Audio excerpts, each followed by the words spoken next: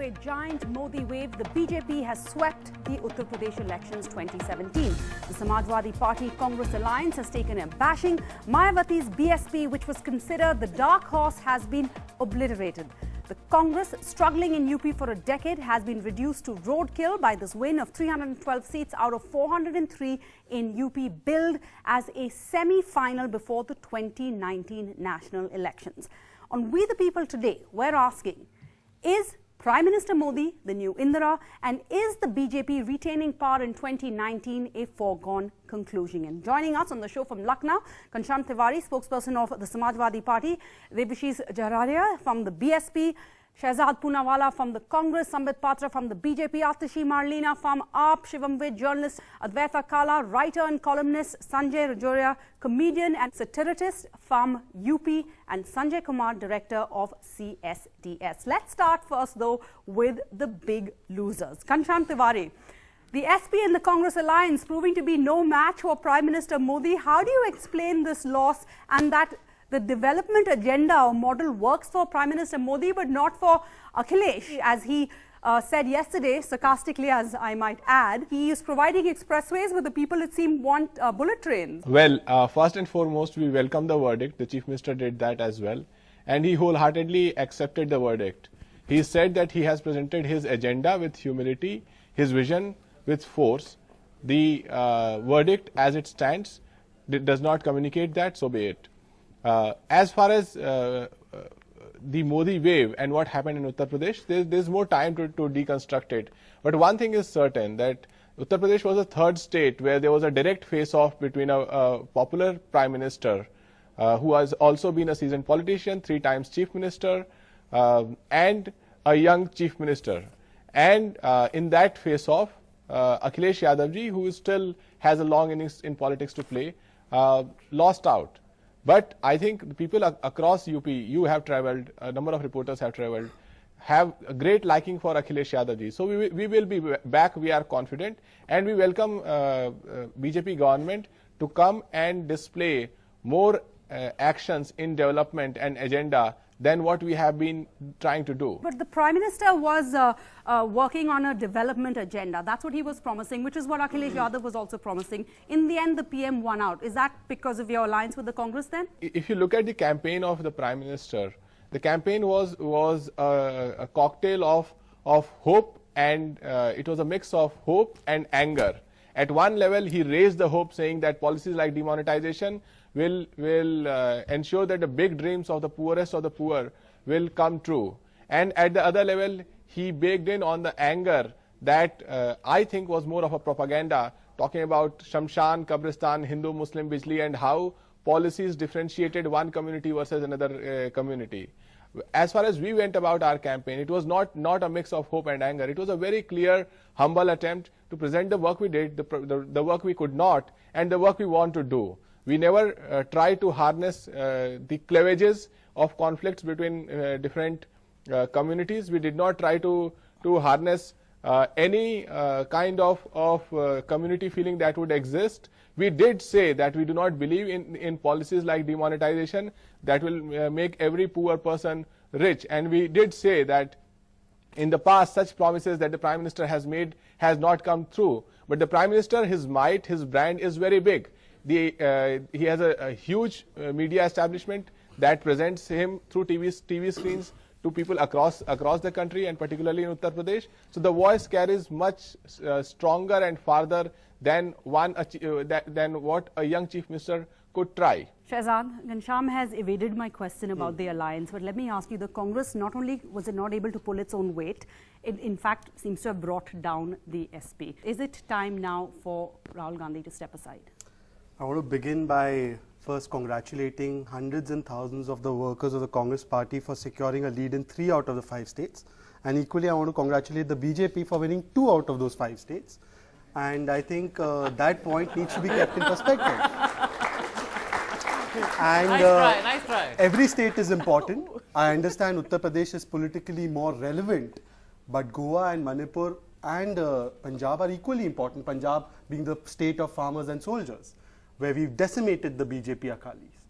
So I think that point needs to be kept in perspective. Now, let's test your theory. If your theory is the Congress has pulled down anybody, That's not a statement Akhilesh Yadav has made. That's not a statement Congress has made. We are not the kinds who would start blaming each other because we had a defeat in Uttar Pradesh. If that was true, your theory, then why did we lose in Punjab? Why did we win in Punjab? Why did we lead? You know, from Goa, just sorry, I know it's still in flux, but BJP has gone from a historic high of 21 to its historic lowest tally in 15 years. Congress has gone from its historic lowest tally to its historic highest tally. The Chief Minister of Goa has lost just like the Chief Minister of Uttarakhand has lost. It's a mandate against the BJP for the Congress. Let's keep that in perspective. If Rahul Gandhi is to be blamed for the loss in Uttar Pradesh, and you're free to do it, then you have to give him credit for Punjab. And then, if you want to give credit to the Prime Minister for Uttar Pradesh, you have to give him the credit of loss for Punjab as well. So let us have equal parameters. Let's be fair. Secondly, I think we must all be humble in accepting victories, and we must all be gracious in accepting defeats. Because both Samvit and my party have won. I have won 3 states, they have won 2 states. We both should accept it humbly. But we should also be gracious that you lost 2 states we'll give and Samvit we a also chance lost. to respond. You lost 3 but states talking and we about lost 2 Rahul Gandhi states. again, in his own parliamentary constituency in Amethi, the BJP has won 4 out of 5 assembly seats, right? I think, yeah, that and could going be by case. everything that's, let's say any other party in the world over, if you've had losses like you've seen over the last 2 years, the party leadership would have to step down, would have to be replaced. Why not the Gandhis? If you believe that the only solution for Congress's revival is to get rid of a particular leader who, by the way, wins his Lok Sabha, is clearly very popular within the party, who is undisputed leader of the party every 3 years, elections are held in the party, they get elected, nobody else is being able to put up a contest against them. There's no dispute to the fact that the party, which has a lot of factions, is united under the Congress. If you think that that leader should be replaced, and you're fair to think that, can you tell me with conclusive proof that by doing just that, the Congress is going to revive? By saying that, okay, isko badal lo, baki sab theek hai. This is what many people want, but this is not the reality. I work on the ground 364 days a year. On the 365th day, when my party faces a loss and my spokespersons don't come, I'm here to answer your questions. But I can tell you that 364 days a year, my experience is that it is not Rahul Gandhi who's making us lose. I am sorry.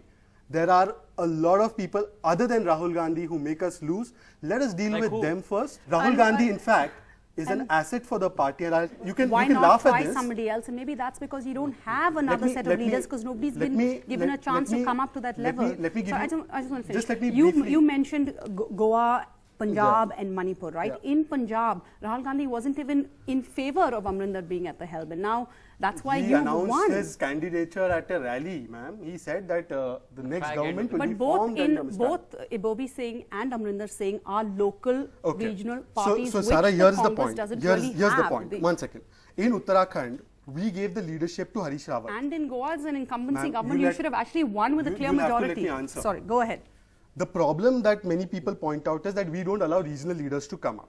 That is a problem on every discussion at 9 o'clock you'll have कि कांग्रेस में regional leader खत्म हो गए. हमने उत्तराखंड में हरीश रावत को लड़वाया, बोला साहब आपको जैसा लड़ना है आप लड़िए, 2 सीट से लड़ना है 2 सीट से लड़िए, आप लड़िए. अमरिंदर सिंह को बोला आपको जैसा लड़ना है आप पीसीसी चीफ आप लड़िए. मणिपुर में उद्बोबी सिंह 15 year CM, आप अपने हिसाब से लड़िए. Regional leaders were given all the space in our party. We in fact were not like Mr. Modi's party that Uttar Pradesh में भी नरेंद्र, Uttarakhand में भी नरेंद्र, सब जगह Narendra. They have a galaxy of leaders in Uttar Pradesh and Uttarakhand. None of them were put forward. We gave our regional leaders a chance. 1 lost, 2 won. Yet Mr. Gandhi is at fault. For what? For allowing regional leaders to be the face of the campaign. If he would have interfered there, you would have had a problem. If he doesn't interfere, let's bring in you have a problem. Samvit's been smiling and he's been listening. Samvit, so there's no Congress without defeat. There's no Congress without the Gandhis, and it may also be said right now there's no BJP. I said Congress is stronger with the Gandhis. There's no BJP without Modi. Is this a case of the pot calling the kettle black? In the past, you've been dismissive of the Congress. The party has been. When someone had said India is Indira and Indira is in India, is there any difference with Modi in India today? In fact, it's Moditva. There's no Hindutva actually. First, I would say I would agree with my brother from the Congress party that one has to be extremely humble when such a huge victory comes our way. And rather than me speaking a lot, I believe when the people of the country, people of Uttar Pradesh, people of other states also have spoken, I believe today my opponents should speak more than me. But I agree with Shahjad Poonawala absolutely. I'm in agreement with you, sir, that Rahul Gandhi is an asset. But asset for which party, I don't know. Whether he is... Yeah, he's an asset. He's an asset. And I'll tell you, Shahjad, even if you have a parliamentary board meeting of your party and if they try to replace Mr. Rahul Gandhi tomorrow, don't let that happen. Sit, no, sit in dharna. He was shouting as if I would be opposing Rahul Gandhi. No, not at all. I agree with you. I agree with you that in fact I would be the happiest person and I would congratulate you if you tomorrow promote Mr. Rahul Gandhi as the party president. We have nothing against him. We don't need now coming to serious note. Samit, answer the question. Now coming to serious note. If this is a Modi wave in UP, should the Prime Minister take responsibility for the loss in Punjab and Goa? And Manipur. Let's begin with Manipur then. Let's begin with Manipur. One should come completely prepared with the data and the statistics. As far as Manipur is concerned, when we contested in 2012, the Bharatiya Janata Party, for your kind information, did not have a single seat. We did not open an account in Manipur. It's the best performance ever. We did not open an account. We never had any account in any of the northeastern state. Today, thanks to Mr. Modi, let me tell you, if you wanted to diminish Modi over here, let me speak the truth about Mr. Modi. Thanks to Mr. Modi, we have not only entered northeast through Assam by forming a government in the state of Assam, we have had stellar performance in Manipur. And who knows who forms the government? Because you should see the composition. You should see the composition because most of the others who have won. And a lot of them are Congress leaders who defected. Let me complete. Most of the others who have won are in the NDA fold. The LJP is in the NDA fold. Sangma's son is in the NDA fold. So naturally, let's wait for the complete picture to emerge in front of us. As far as Punjab is concerned, I brought this newspaper not for no purpose. I brought this Times of India today to show as to how BJP has made a stellar gain in this. And despite the fact, and I congratulate you, you have done extremely well in Punjab. And it would be extremely selective and arrogant in my part to say that, no, you have not done well there. You have absolutely done well there. But remember, all the 5 states saw a fall in the Congress's percentage. Even Punjab saw a fall in Congress's percentage voting compared to what it was in 2012. The percentage fall of BJP in Punjab, of BJP, I will not speak about SAD, of BJP is 1.2%, which is recoverable. We will recover that. From 7% in 2012, we have come down to 5.4%. The Congress, in fact, from 40% in 2012 has come down to 38.5%. Well, they won. Percentage doesn't matter. Thank you for saying. We can recover. Just to say that we lost Punjab, we were contesting only 23 seats. We had 13 seats last time. We had our elder brother, SAD. If the spokesperson of SAD would have been here, he would have answered that. But I concede defeat in Punjab.